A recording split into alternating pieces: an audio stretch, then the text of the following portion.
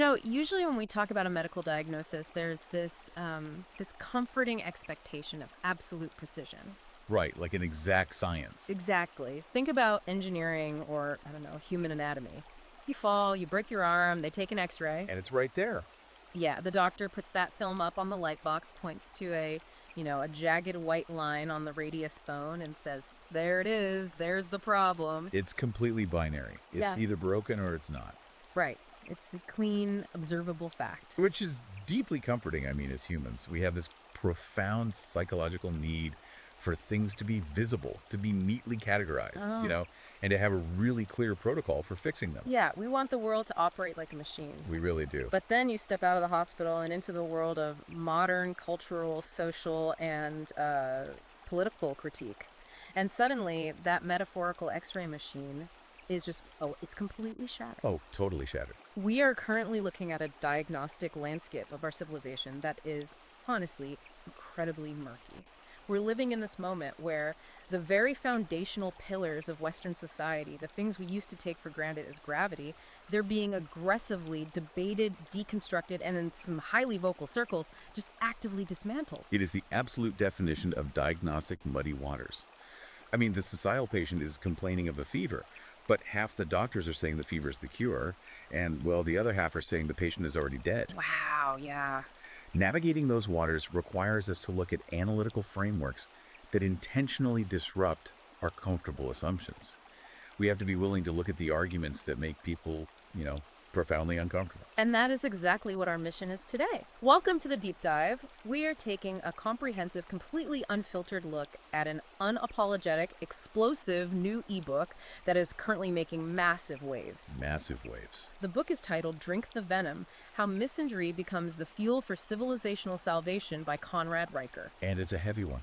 It is. Now, if you are intrigued by the premise we are about to unpack, and you want to read the full, unabridged arguments for yourself, you can purchase the ebook right now on Amazon Kindle and Google Play Books.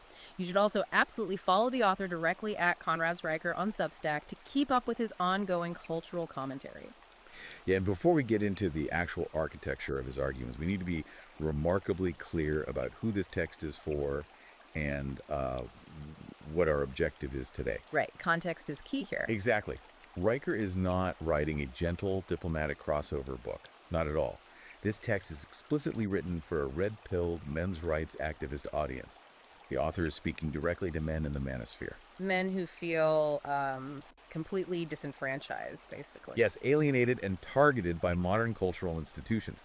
So if you consider yourself part of that movement and you're looking to understand the history of our institutions before they were allegedly captured by feminist and Marxist ideologies, well, this deep dive is tailored specifically to unpack those exact claims. But here is our crucial foundational disclaimer to you, the listener. We are not taking sides today. Absolutely not. We are not here to endorse Riker's viewpoints, and we are not here to condemn them. Our sole goal is to act as your objective guides. We are going to meticulously dissect the mechanical, historical, and biological arguments presented in Drink the Venom so you can understand the exact philosophical engine powering this growing cultural movement. Just laying out the blueprints, essentially. Exactly. Oh, and one last thing before we plunge into the deep end. Please take a quick second right now to hit that like and subscribe button. Your support is the engine that allows us to keep bringing you these extensive, ultra-long, incisive breakdowns of the most pivotal texts shaping the conversation today. So, to understand Riker's worldview, we really have to start where he starts, which is a concept he calls the gynocentric matrix. The gynocentric matrix. Yeah. There. According to the text, modern society operates in a state of sheer, suicidal hypocrisy, and it's driven by what he identifies as the double bind of masculinity. So let's unpack that term a bit. A double bind is essentially a psychological trap, right? Where you're given conflicting demands, and no matter what you do, you lose. Exactly. So how does Riker apply this to modern masculinity? Well, he argues that our overarching culture systematically pathologizes male biological imperatives. Meaning what, exactly? We're talking about the innate drive for physical dominance, aggressive competition, risk-taking, emotional stoicism. Riker points out that from academia to corporate human resources to the mainstream media, these specific biological traits are explicitly labeled as toxic. Right, the whole toxic masculinity concept. Yeah, they're treated as a disease that, needs to be cured or socialized out of young boys. But the trap, the double mind, is that society is demanding the eradication of these traits while entirely outsourcing its own survival to them. Yep. Exactly. Riker's core thesis here is that modern society relies absolutely, like 100%, on those exact same toxic traits to maintain the physical infrastructure, innovate the technology, and violently enforce the laws that keep society functioning in the first place. Right. And he formalizes this contradiction into a logical proof he calls the syllogism of civilizational suicide. Let's walk through that syllogism step by step, because he actually treats it like a mathematical equation, doesn't he? He does. So, major premise: a society that demonizes the foundational traits required for its own physical survival is inherently suicidal. Okay, makes logical sense. Minor premise: Western civilization fundamentally requires masculine drive, aggression, and risk tolerance to survive, yet actively demonizes those very traits. Right. Conclusion, therefore: modern gynocentric society is fundamentally, unavoidably suicidal. Wow. I want to focus on who he blames for this, though, because he uses a term that originated in video games but has become heavily utilized in political discourse: NPCs, or non-player characters. Or the NPCs. In a video game, an NPC is a character controlled by the computer. They just repeat the same programmed lines of dialogue over and over. They have no internal monologue, no critical thinking. Riker applies this to individuals who are, in his view, ideologically possessed by the modern left. And he claims these NPCs operate under a massive cognitive distortion that he calls the fallacy of the separable properties. So what does that mean in practical terms? Like, for the listener who's trying to visualize how this actually played out in the real world, how does Riker define this fallacy? The fallacy of the separable properties is basically the delusion that you can somehow separate the glorious, comfortable outcomes of civilization from the harsh, masculine, physical labor required to build and maintain them. Ah, I see. According to Riker, these NPCs falsely believe they can have the towering air-conditioned high-rises, the instantaneous global shipping networks, the stable electrical grids, and, all the digital comforts of modern life, entirely divorced from the testosterone-driven risk-taking that forged them out of the dirt. He paints a very vivid, almost satirical picture in the text to illustrate this, actually. He describes a mob of academics and media pundits sitting comfortably inside a climate-controlled building, a building constructed entirely by male engineers, ironworkers, and welders, and they're just shrieking about the dangers of toxic masculinity. Right. And to ground that satirical image in empirical reality, Riker brings in some incredibly stark data from the Bureau of Labor Statistics. Yeah, the fatality numbers. Exactly. He specifically cites the census of fatal occupational injuries. The text points out that year after year, without fail, men consistently account for over 90% of all workplace fatalities in the United States. Over 90%. And we're talking about the most brutal, unforgiving jobs on the planet: logging, commercial roofing, deep-sea fishing, coal mining, structural iron and steel work. Yes. And Riker contrasts this brutal reality of quiet male sacrifice with the image of a modern progressive sitting in a heavily subsidized climate-controlled university office typing out a grievance studies paper about male toxicity. Right. On a laptop powered by a coal plant, run by men, safely insulated by a power grid, maintained by men working 70 feet in the air during a lightning storm. I want to throw an analogy in here to see if I'm fully grasping the mechanics of Riker's argument. It feels like he is comparing modern society to a very wealthy, very entitled passenger sitting in first class on a transatlantic flight. Okay, I like where this is going. They're sipping champagne, watching a movie, but they are endlessly complaining to the flight attendants about the loud, aggressive, rumbling noise of the jet engines outside their window. Right. They actually start demanding that the engines be turned off so they can have a more peaceful, empathetic, and comfortable environment in the cabin, completely ignoring the fact that those loud, aggressive, combustible engines are the only thing keeping them from plummeting 30,000 feet into the freezing ocean. That analogy perfectly captures the structural mechanics of Riker's argument. He is saying the passengers actively despise the engine that keeps them aloft because they lack the capacity to understand the physics of flight. They only understand the aesthetics of the cabin. That's fascinating. So if the data is that clear, if men are dying at a 90% rate to keep the lights on and the water running, what does this mean for the societal psyche? How does Riker explain society's total blindness to this glaring contradiction? How can people look at the engine and simply not see it? This is where Riker takes a very dark turn in his analysis. He posits that this isn't mere blindness or, innocent ignorance. He argues it is a calculated conspiracy of silence. It's a conspiracy. Yeah. The Matrix intentionally creates this suffocating paradox to induce a paralyzing shame in men. He calls it a gynocentric energy tax. A tax on male energy. Explain how that works psychologically. Well, the goal of this tax, according to the text, is to make men inherently hate their own biology. If you can convince the builders and the protectors that they are inherently flawed and toxic, they will work twice as hard to prove their moral worth. Oh, I see. Therefore, their physical labor, their tax dollars, and their infrastructural genius can be endlessly extracted without them ever having the confidence to claim the authority, respect, or leadership that should naturally accompany that labor. It's a psychological subjugation trap. You're expected to possess the raw, calloused strength to build the perimeter walls, pave the roads, and defend the borders. But the moment you step inside the gates of the city you just built, you are demanded to adopt the weeping fragility of a therapy patient. You're expected to sit in a circle and confess your inherent systemic privilege. Precisely. You are allowed to be a beast of burden, but never a sovereign architect. And understanding that psychological trap leads directly into how Riker frames the biological reality of men. Because he doesn't just view masculinity as a social construct. He views it through a hardline evolutionary and biochemical lens. We need to look closely at his theory of hormonal hegemony. This is a fascinating pivot in the book because Riker argues that testosterone is not a societal liability that needs to be chemically managed. He calls it the literal chemical architect of Western empires. He does. He grounds this claim by leaning heavily into theoretical physics and Aristotelian philosophy, which is honestly a wild combination. It is a wild combination. So he starts with the second law of thermodynamics. Riker states that the natural state of the physical universe is chaotic entropy.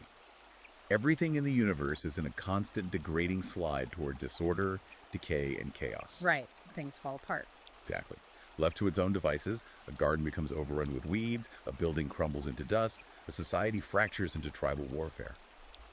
Civilization, he argues, is not a natural occurrence. It is an aberration. It is, in his words, captured entropy. Captured entropy. So for the listener who hasn't read Aristotle since college, how exactly does Riker connect the physics of entropy to ancient Greek philosophy and, well, male biology? He argues that entropy can only be captured and tamed through the violent application of male force, guided by two Aristotelian concepts. Techne, which translates roughly to craftsmanship or the art of making things. Okay, techne. And phronesis, which is practical, pragmatic wisdom. He argues that the physical world does not negotiate with emotional fragility. A hurricane doesn't care about your lived experience. Yeah. A crumbling bridge doesn't respond to empathy. The physical world submits only to force, objective mathematics, and ordering principles. Without the aggressive ordering principle of the masculine to hold the chaos back, humanity degrades immediately back into the mud. And to bring this lofty philosophical concept out of the abstract, Riker shares this incredible, visceral anecdote about a turnaround CEO. He calls him Marcus. Ah, yes, the Marcus story. Riker sets the scene in 2018. It's a failing steel manufacturing plant in Ohio, the Rust Belt. You have hundreds of blue-collar men whose families have worked there for generations facing catastrophic layoffs. The plant is drowning in debt. But Riker points out something crucial. It isn't failing because of foreign market forces or bad steel. No, according to the text, it's failing because of a systemic internal rot. Riker claims it was paralyzed by a parasitic, female-coded human resources department that had completely hijacked the operational structure. They were running the show. Yeah. They were obsessed with emotional compliance, diversity seminars, and creating safe spaces, rather than prioritizing the actual physical production of steel. And so the board of directors, in a total panic, brings in Marcus to save the company from bankruptcy. Right. And the way Riker describes Marcus's arrival is essentially the manifestation of biological force. Marcus walks into the executive boardroom on his first day. He sees the compliance officers weeping over hurt feelings regarding a new policy change. And what does he do? He doesn't hold a town hall. He doesn't open a dialogue. He fires every single one of them on the spot. No severance negotiations, no second thoughts. He just amputates the department. Exactly. And then he goes straight down to the factory floor, mandates 14-hour shifts, and drives the men through sheer, unapologetic, aggressive leadership.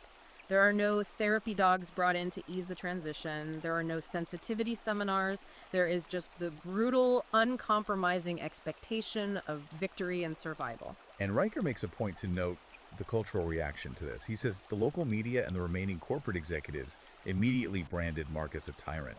They called his leadership style toxic, archaic, and abusive.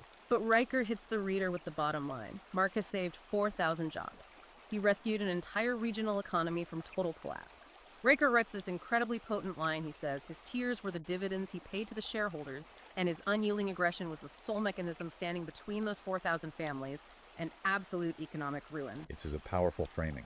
Riker uses Marcus as the ultimate proof of concept. He argues that Western culture has been deeply poisoned to view biological male competence and forceful execution as a pathology. And this connects to Riker's broader, more alarming claim, which is that the establishment isn't just socially shaming this behavior. They're using medical and environmental mechanisms to chemically suppress it. He argues there's a systematic war on male biology starting in early childhood. Let's get into the mechanics of that, because he makes some very specific accusations about the medical community here. So Riker argues that when young boys display typical evolutionary male behavior, physical competitiveness, roughhousing, a natural restlessness, and a complete unwillingness to sit completely still for 8 hours a day in a sterile, fluorescent-lit classroom, the educational system immediately panics. Right. Instead of recognizing this as healthy biological energy, they pathologize it as attention deficit hyperactivity disorder. They diagnose boyhood as a disease. And the cure for that disease, according to the Matrix, is chemical lobotomy. Exactly. Riker points to the massive overprescription of amphetamine-based pharmaceuticals like Ritalin and Adderall in young boys. But he doesn't stop at pharmaceuticals. He also points a finger at industrial environmental factors. Like what? He spends several pages detailing the impact of xenoestrogens, which are synthetic chemicals that mimic the hormone estrogen, leaching from microplastics into the modern food and water supply. So you have a two-pronged attack: pharmaceutical suppression of kinetic energy and environmental suppression of testosterone. Yes. According to this theory of hormonal hegemony, a hormonally suppressed male is docile. He's a compliant subject who will pay his taxes, sit in his cubicle, and never challenge the state. Whereas a hormonally optimized high testosterone male is a direct existential threat to any tyrannical system because he possesses the biological drive to say no. So Riker isn't just diagnosing a problem, he is actively offering his readers a biological solution. He outlines a rigorous physical regimen he calls the Biological Sovereign's Protocol. He tells the men reading his book that they must immediately stop apologizing for their endocrine system and start weaponizing it. It's a highly specific, physiologically demanding regimen. First, he mandates heavy compound resistance training, specifically deadlifts and heavy squats. Riker argues these aren't just for building muscle, they force central nervous system adaptations and naturally raise baseline testosterone production to combat environmental estrogen. Okay, and second, he mandates intermittent fasting. Why fasting? To optimize insulin sensitivity and intentionally trigger natural human growth hormone pulses that occur when the body is in a fasted survival state. Interesting. And third, he mandates acute cold exposure, like daily ice baths or cold plunges, to build unshakable dopamine baselines and systematically eliminate both mental and physical fragility. He basically views physical comfort as a poison. Okay, I want to step in here and push back on Riker's framing, because I think a lot of listeners will spot a potential flaw in this logic. I completely understand his argument that civilization requires raw physical aggression and forceful engineering to conquer entropy. You need strong men to build bridges, mine coal, and secure hostile borders. Right. But if we look at the broad arc of human history, isn't civilization equally built on diplomacy, compromise, trade agreements, and cooperation? Where does Riker account for the softer skills, the communicative skills that also undeniably build and sustain massive empires? That is an excellent fundamental question, and it's one that Riker actually anticipates in the text. If we look closely at how he defines the architecture of society, Riker does not dismiss cooperation at all. He doesn't. No. However, he views it strictly through a highly structured masculine lens that he terms the Platonic guardians. Explain the difference between his version of cooperation and what he critiques. So Riker differentiates between high-stress, hierarchical, rational group coordination. Think of the chain of command in a military platoon under heavy fire, or a team of aerospace engineers trying to land a rover on Mars, and what he calls female-coded consensus circles. So he sees masculine cooperation as purely functional, heavily hierarchical, and oriented toward an objective goal, whereas he views the alternative as being based on emotional consensus. Precisely. In Riker's view, true civilizational progress requires a patriarchal domination of chaos. That domination relies on objective metrics, unified command structures, and a willingness to ruthlessly discard bad ideas. Right. He heavily contrasts that functional hierarchy with modern corporate or academic institutions, which he claims are completely paralyzed by the need to ensure everyone's inner child feels validated before a decision can be made. Which brings us to how Riker applies this biological imperative to the macro-level structural governance of the state. He argues that historical male dominance, what we call the patriarchy, wasn't some grand, malicious, systemic oppression of women designed out of spite.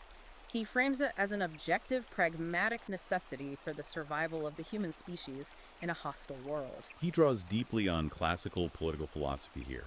He references Plato's Republic and the concept of the philosopher king.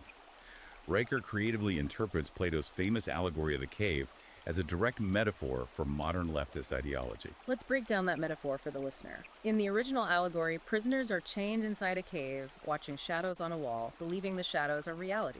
How does Riker map that onto today? Riker says the cave dwellers are modern citizens staring at the shadows of their own subjective emotional narratives broadcast by the media matrix. They're terrified of the bright, blinding sun of objective truth outside the cave. So how do you lead them? To lead effectively, Riker argues, a man must violently rip himself away from those comfortable shadows, climb out of the cave, completely master his own internal emotions, and seize the duty of command based on iron discipline. And what's fascinating is how he applies this ancient Greek concept directly to the foundation of the United States.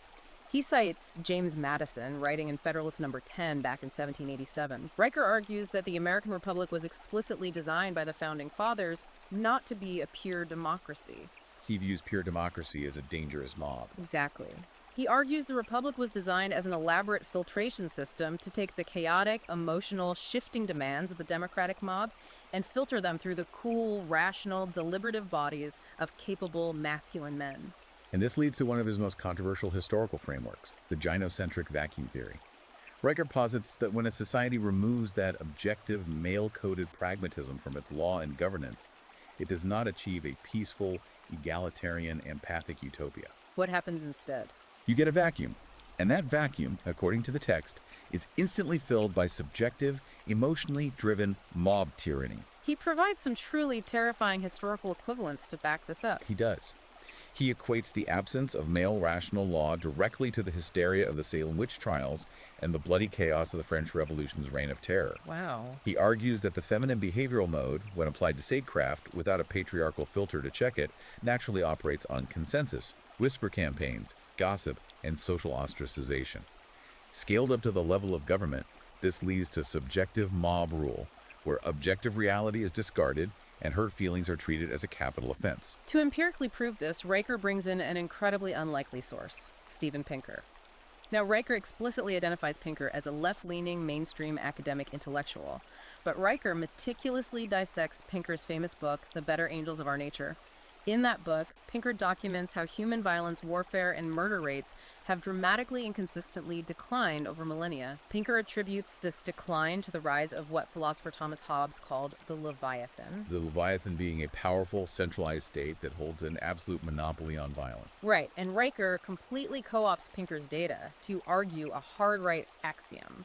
He says Pinker inadvertently proved that a centralized, overwhelmingly masculine monopoly on violence is the only mechanism in human history that has ever created objective safety. Yes. The singular force that historically suppressed endless, bloody tribal warfare wasn't empathy. It was the ruthless implementation of patriarchal state-sanctioned force. And to demonstrate what happens when you remove that Leviathan, Riker contrasts this sweeping historical reality with a very modern, very tragic, and highly localized example. He points to the summer of 2020, specifically the Capitol Hill organized protest, the CHOP zone in Seattle, Washington. Let's give the listener context on the CHOP zone because Riker uses it as the ultimate empirical proof of his gynocentric vacuum theory. During the protests of 2020, activists essentially took over a 6-block radius of a Seattle neighborhood. The police explicitly withdrew from the precinct. The activists declared it an autonomous zone. Right. The rhetoric at the time was that this was going to be a summer of love.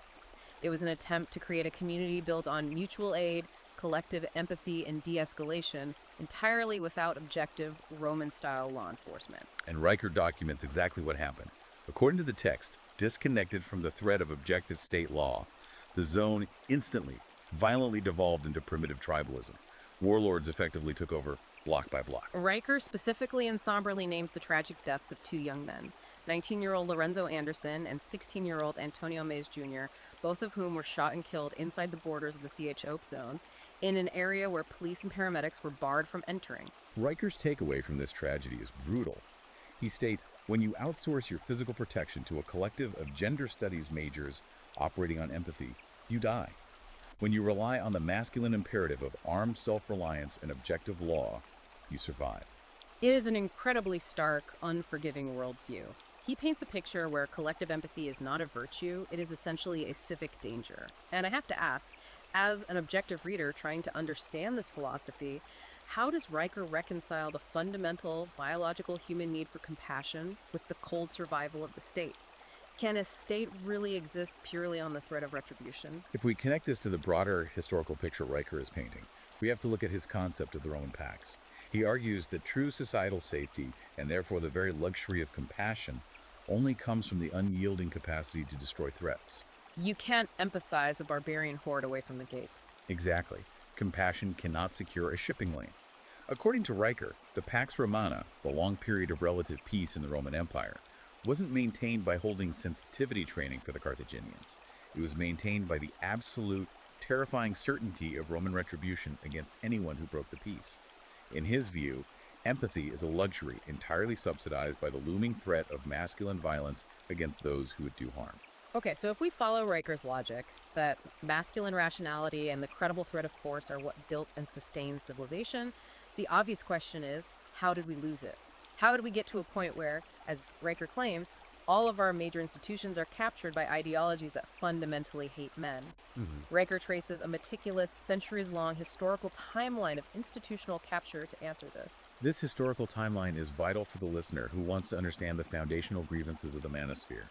Riker tracks the slow, methodical shift from the Judeo-Christian and Enlightenment standard of objective truth to what he calls subjective lawfare. Let's walk through this timeline because he drops some very specific dates and legal precedents. He starts all the way back in the year 1215 with the signing of the Magna Carta in England. Right. Riker holds this document up as the absolute gold standard of patriarchal objective law. Why?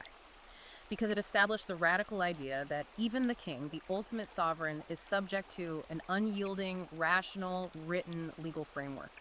The law is above emotion and above royal decree. But then Riker points to the mid-19th century as the definitive beginning of the erosion. He specifically targets an obscure piece of British legislation, the 1839 Custody of Infants Act. Right. He claims this seemingly protective, benevolent law was actually a civilizational Trojan horse. It was championed by a prominent woman named Caroline Norton, and it legally established what became known as the Tender Years Doctrine. Let's explain why Riker despises this doctrine. Prior to 1839, the patriarchal default in common law was that fathers retained custody and authority over children, rooted in the concept of paternal property rights and the responsibility of provision. Riker argues the Tender Years Doctrine supplanted that objective framework with a sentimental fallacy, the assumption that a child inherently needs the mother's emotional care more than the father's structural authority. He posits that this legal shift actively rejected Aristotelian rationalism in favor of emotional hysteria. He claims this singular moment in 1839 gave birth to the severe, systemic maternal bias that he argues completely poisons modern family courts today, resulting in men being systematically stripped of their children and assets during divorce. And from there, the timeline accelerates. He fast forwards to 1935 and the arrival of the Frankfurt School at Columbia University in New York. The Frankfurt School is a major boogeyman in right-wing cultural critique. How does Riker frame them? He describes them as a group of highly coordinated Marxist intellectuals who fled Europe and brought the ideological poison of critical theory to the American Academy. According to the text, these Marxist thinkers realized a crucial flaw in their plan. The American economic working class was far too prosperous and happy to ever stage a violent, Soviet-style economic revolution. So, according to Riker, they pivoted from economic Marxism to cultural Marxism. Exactly. Riker asserts that they systematically targeted the biological foundation of Western stability, the nuclear patriarchal family unit.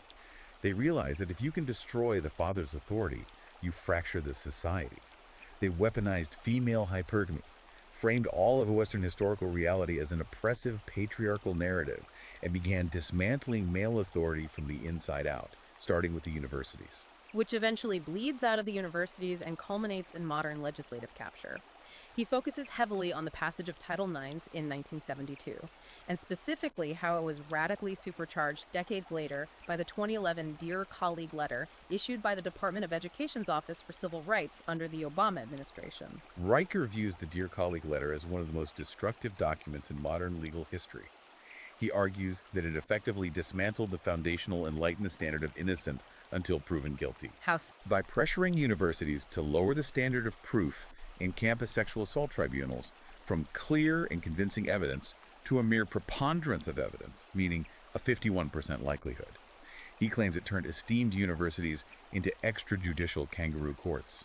He says it artificially elevated female-coded emotional accusations over objective forensic truth, creating what he calls medieval asylums, where university administrative bureaucrats act as ruthless enforcers for the most fragile emotional sensibilities, with the power to destroy a young man's life without due process. To brutally illustrate this, Riker spends a significant portion of the book dissecting a highly publicized event, the 2006 Duke University lacrosse scandal. Let's remind the listener of the facts of that case, because it was a massive media circus.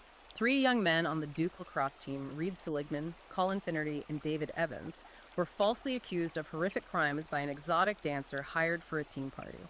The prosecution was aggressively pushed by a rogue district attorney named Mike Newfong, who was later disbarred for his unethical conduct in the case. Riker uses this horrific miscarriage of justice as the ultimate real-world example of what he terms ideational dyslexia. Ideational dyslexia. What exactly does that mean in this context? It means an inability to read reality correctly because your ideological programming corrupts your vision. Riker argues that the mainstream media, the university faculty, and the broader academic matrix immediately presumed these 3 young men were guilty without a shred of forensic evidence. In fact, they maintained that presumption of guilt even after exculpatory DNA evidence was found. Then why did they do that? I mean, what's his reasoning? Because, according to Riker, society is driven by a pathological subconscious hatred of male achievement. These young men were white, athletic, successful, and attending an elite university. They were the embodiment of the patriarchal archetype. Riker claims the Matrix enthusiastically and gleefully attempted to sacrifice innocent men purely to appease its anti-male gods, completely discarding hundreds of years of Anglo-American legal tradition in the process. Okay, I am going to use a tactic that Riker himself talks about in the book. He calls it the Columbo rhetorical technique, named after the old TV detective. I love this part. I am going to furrow my brow, scratch my head, and ask you a seemingly naive question that actually strikes at the heart of his premise. Riker is arguing that modern feminism successfully dismantled the traditional family structure so that women could be strong and independent. But if you look at the macroeconomics of how the world actually runs, how does that work? If women dismantled the patriarchal structures that built and funded the economy, how are these independent women surviving? True independence requires total financial autonomy. It is a brilliant question, and Riker's answer to the Columbo technique is mathematically brutal. He argues that the concept of the independent feminist is a completely subsidized illusion. He posits that women haven't actually achieved true independence at all. Instead, the massive bureaucratic state has simply expanded to become a hyper-patriarchal surrogate. A surrogate patriarch! That is a wild concept. Unpack that. Yes. He argues that women have merely outsourced their innate hypergamy, their desire for provision and protection, from individual husbands to the federal government. They now rely on taxpayer-funded police to protect them, family courts to enrich them, and vast welfare systems to feed them. And Riker is quick to point out who funds those systems. He goes right back to the BLS data we discussed earlier. He points out that the state's tax revenue is generated primarily by the extracted labor of men working those brutal, high-mortality jobs. According to the text, feminism explicitly demanded the dismantling of the nuclear family to remove women's direct reliance on individual men, only to quietly replace it with a total parasitic dependence on the threat of state violence against men. The threat of violence? Yes, the state uses the threat of imprisonment to enforce wealth transfers like alimony and child support, funneling the fruits of male labor to women who despise the men providing it. So the state extracts the labor and capital of men to fund a system that allegedly despises those exact same men. Which brings us to Riker's roadmap for intellectual warfare. He tells his red-pilled audience exactly how to fight back intellectually against this system, framing it as a battle between the Enlightenment forge and the parasitic utopia. He demands an immediate return to the rigid scientific method and empirical rigor. He sets up a stark contrast. On one side, you have the Enlightenment ideals championed by thinkers like Francis Bacon and John Locke, the belief in objective, measurable reality. On the other side, you have the modern ideological framework, which he identifies as standpoint epistemology. Let's define standpoint epistemology, because Riker attacks it relentlessly. He defines it as the narcissistic postmodern belief that victim status somehow grants a person epistemic authority. Basically, it is the idea that subjective lived experience holds more weight than hard, objective data. If someone feels oppressed, their feelings override your facts. To counter this, Riker reminds the reader of a concept Francis Bacon introduced way back in 1620 called the idols of the cave. Bacon warned about the dangerous human tendency to project our own internal emotional distortions onto external reality, mistaking our feelings for facts. Riker says standpoint epistemology is simply the institutionalization of the idols of the cave. To perfectly illustrate the fatal clash between Enlightenment reason and standpoint epistemology, Riker dissects one of the most famous cultural flashpoints of the last decade, the 2017 James Damore incident at Google. The Google memo. This is a massive central case study in the book. James Damore was a software engineer at Google who wrote a heavily cited, scientifically dense internal memo. He used established evolutionary psychology, biology, and empirical data to explain why there might be natural biological differences in career preferences between men and women, particularly regarding why there were fewer women in high-stress coding jobs. He wasn't arguing that women couldn't code. He was arguing that, on average, biological differences lead to different occupational choices. It's exactly. Riker points out that Damore essentially walked into the cathedral of Silicon Valley and handed the high priests a document composed entirely of scientific reality. And what was the result? He was fired almost immediately. The media relentlessly smeared him.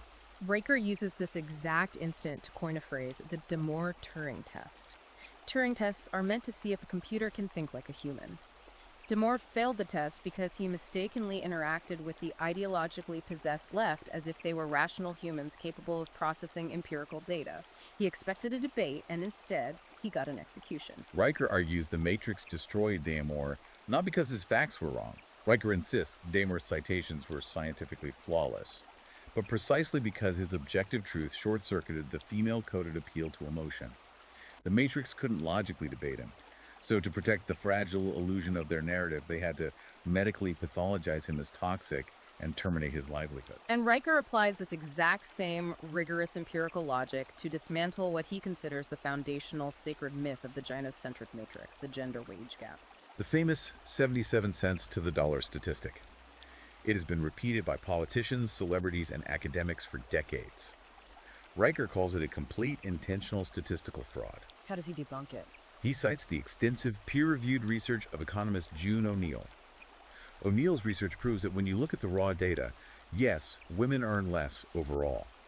But when you account for basic multivariate controls, things like hours worked per week, continuity of employment without taking years off, willingness to relocate, and occupational hazards, the gap mathematically vanishes. It shrinks to statistical noise. He argues the gap is not the result of a smoky room of male executives deciding to oppress women. It is the natural result of the biological divergence of choice. Men organically choose hazardous, high-stress, long-hour careers like offshore drilling or investment banking that require relentless competition and danger but pay massive premiums. Right. Women, on average, tend to prioritize occupational flexibility, physical safety, and psychological comfort over raw financial maximization. Okay, if the data on the wage gap is so overwhelmingly clear to Riker, and if the mathematical logic of June O'Neill is supposedly irrefutable, why does he think the cultural narrative is so thoroughly stacked against him? How did the entire cultural landscape, the media, the entertainment industry get flipped so completely?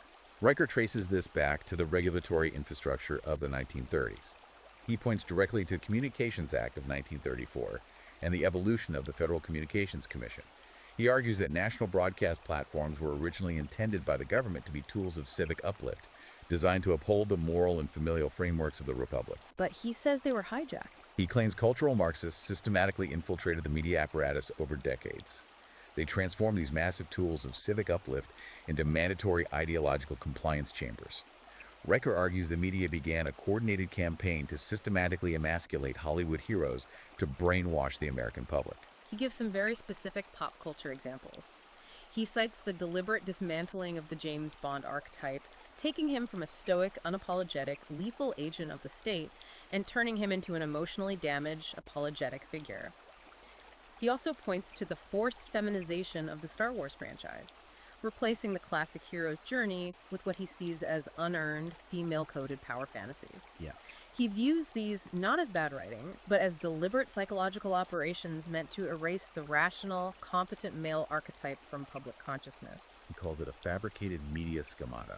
The entire goal is to sever men from their biological confidence, making them doubt their own instincts. And that media programming directly impacts how men and women interact in their daily lives. Which brings us to a fascinating section of the book, the complementarity paradigm and the hypergamous market. This is where Riker applies all of his high-level theories directly to modern dating, relationships, and the family unit. Roker passionately, aggressively rejects the mainstream leftist narrative that traditional gender roles were designed by men to oppress women. In fact, he completely flips the script. He argues that the modern girl boss corporate lifestyle is actually the most deeply misogynistic gaslighting campaign in human history. That is a wild reversal. How does he possibly justify the claim that corporate empowerment is actually misogyny? He points directly to neurochemistry. He argues that women are biologically and neurologically wired to nurture, citing the massive release of oxytocin, the deep bonding hormone that occurs during motherhood. He claims this biological mechanism is what forms the crucial moral and ethical compass of future citizens. The mother is the anchor of civilization's morality. Conversely, what happens when women are pushed away from that biological imperative and into the girl boss role? Riker argues that forcing women into hyper-competitive, male-coded corporate environments, making them act like men to succeed, causes their endocrine systems to violently rebel. He says their cortisol and adrenaline levels spike constantly, trapping them in a permanent state of fight or flight. According to the text, this unnatural chemical state is directly responsible for the modern epidemic of female anxiety, clinical depression, and skyrocketing infertility rates. To make this point, he highlights a deeply tragic, real-world example, the story of Erin Callan. She was the former chief financial officer of Lehman Brothers during the lead-up to the 2008 financial crisis. Riker uses her as the ultimate cautionary tale of a woman who reached the absolute, undeniable pinnacle of corporate success. But years later, she publicly lamented the fact that she had sacrificed marriage, children, and a personal life for Wall Street. Riker describes her trajectory as trading the profound beauty of a biological legacy for a sterile corner office. He says she ended up in a spiritual desert, wasting her prime years optimizing quarterly earnings for sociopathic shareholders who did not care if she lived or died. And on the flip side of that equation, he tells the story of a man he simply calls David. David is the quintessential compliant modern husband. Riker says David fully internalized the gynocentric mandate. He did everything the culture told him to do. He sanitized his masculinity. He went to couples therapy to learn how to be vulnerable. And he sat down and shared all his deepest, darkest insecurities and fears with his wife. And what was the result of that vulnerability? According to Riker, his wife experienced a profound, involuntary, hypergamous disgust at his emotional weakness. She lost all respect for him, the physical intimacy vanished, and she eventually divorced him. It's a sad story. Riker uses David to argue a cruel paradox. While the media matrix demands emotional compliance and vulnerability from men, female biology fundamentally despises it and will punish men for displaying it. It is a massive paradox. I have to ask on behalf of the listener who is trying to figure out how Riker actually wants people to live. He clearly reveres the traditional oxytocin-bonded mother, yet he harshly critiques the modern, state-subsidized independent woman. If the culture is as deeply poisoned as he says it is, how does he propose a red-pilled man actually navigate dating and relationships today?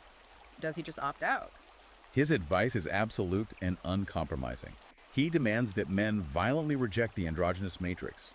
A rational man, according to Riker, must actively refuse to engage with, commit to, or validate any woman who has been ideologically possessed by the anti-male narrative. You do not argue with them, you simply deny them your attention and resources. He says men have to rebuild what he calls the shield wall of family sovereignty. Yes, because if they don't, the consequences aren't just a bad marriage. The consequence is macro-level civilizational collapse. To prove this, he cites a highly influential yet often ignored 1934 study by an Oxford anthropologist named J.D. Unwin. The book is titled Sex and Culture.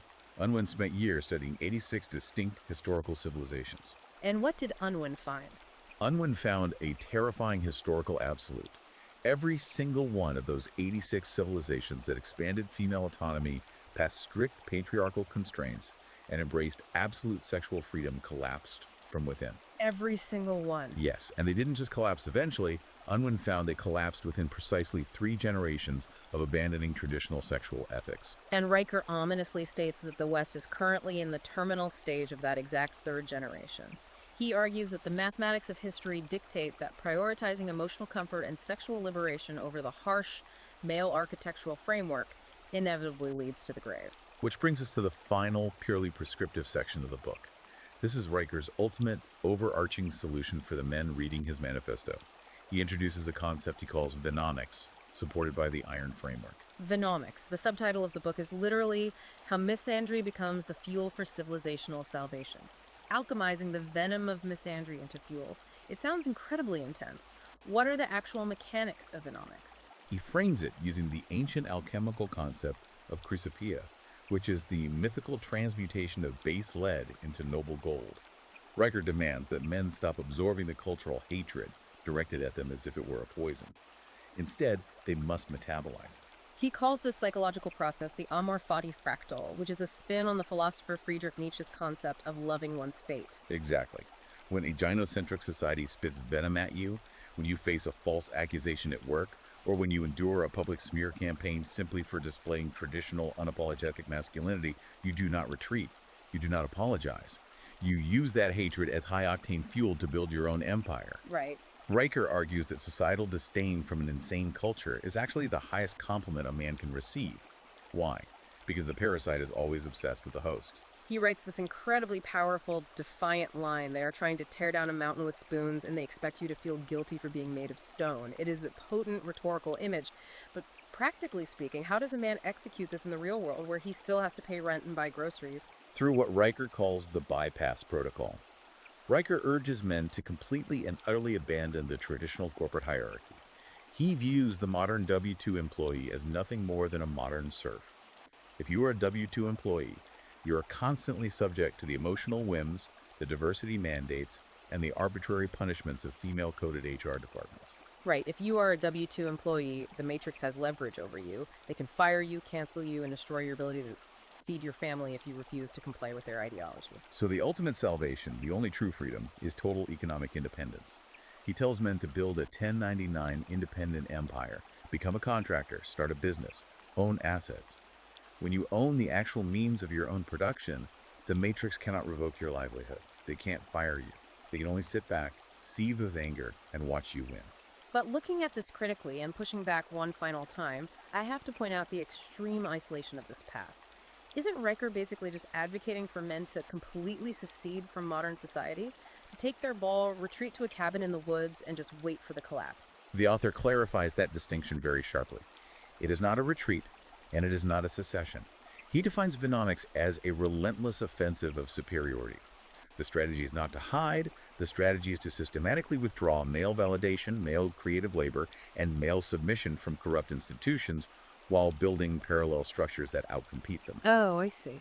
By starving the Leviathan of its necessary masculine fuel, men organically force the collapse of the parasitic structures.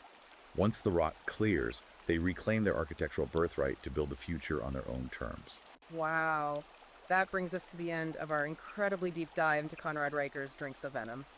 It is an astoundingly dense, unapologetic text that pulls no punches. It is a highly systematic attempt to completely reconstruct the red-pilled worldview from the ground up, utilizing classical philosophy, evolutionary biology, and a deeply cynical historical legal analysis.